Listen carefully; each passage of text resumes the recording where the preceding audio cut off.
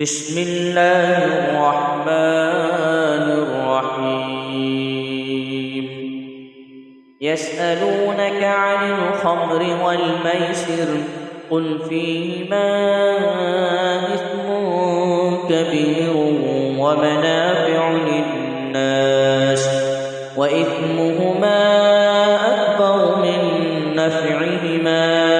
ويسألونك ماذا ينفقون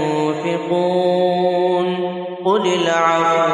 كذلك يبين الله لكم آياته لعلكم تتفكرون في الدنيا والآخرة ويسألونك عن اليتامى قل إصلاح لهم خير وإن تخالطوهم فإخوانكم والله يعلم المفسد من المصلح ولو شاء الله لأعنتكم إن الله عزيز حكيم ولا تنكحوا المشركات حتى يؤمن ولأمة مؤمنة خير من مشركة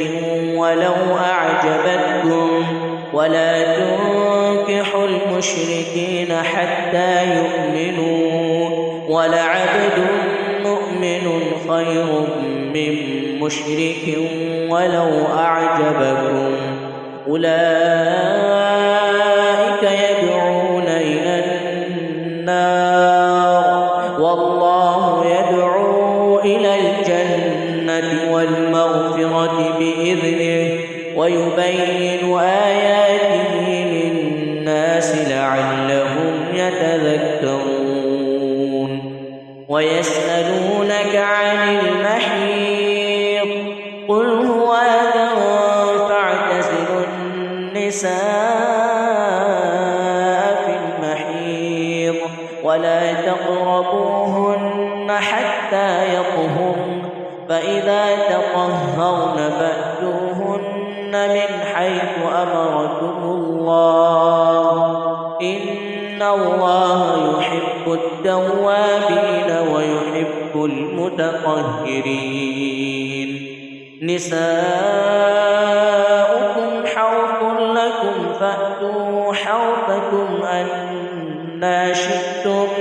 وقدموا لأنفسكم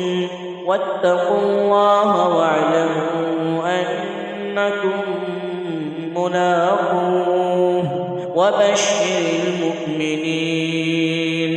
ولا تجعلوا الله عرضة لأيمانكم أن تبروا وتتقوا وتصلحوا بين الناس والله سميع عليم لا يؤاخذكم الله باللغو في أيمانكم ولكن يؤاخذكم بما كسبت قلوبكم والله غفور حليم للذين يؤلون من نسائهم تربص 4 أشهر فإن فاءوا فإن الله غفور رحيم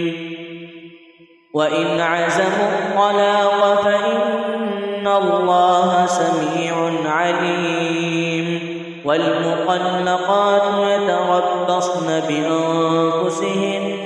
3 قروء ولا يحل لهن أن يكتمن ما خلق الله في أرحامهن إن كن يؤمن بالله واليوم الآخر وبعولتهن أحق بردهن في ذلك إن أرادوا إصلاحا ولهن مثل الذي عليهن بالمعروف وللرجال وللرجال عليهن درجة والله عزيز حكيم. الطلاق مرتان فإمساك بمعروف أو تسريح بإحسان ولا يحل لكم أن تأخذوا مما آتيتموهن شيئا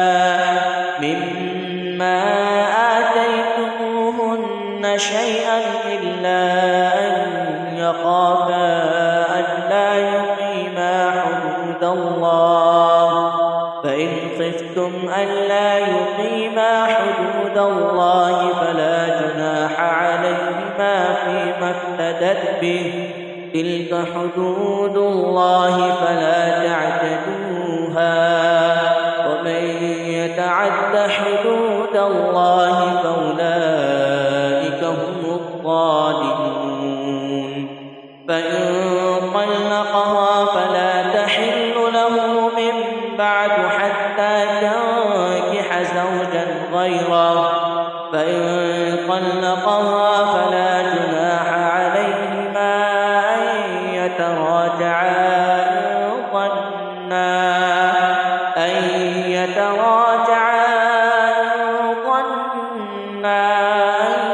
يقيما حدود الله وتلك حدود الله يبينها لقوم يعلمون.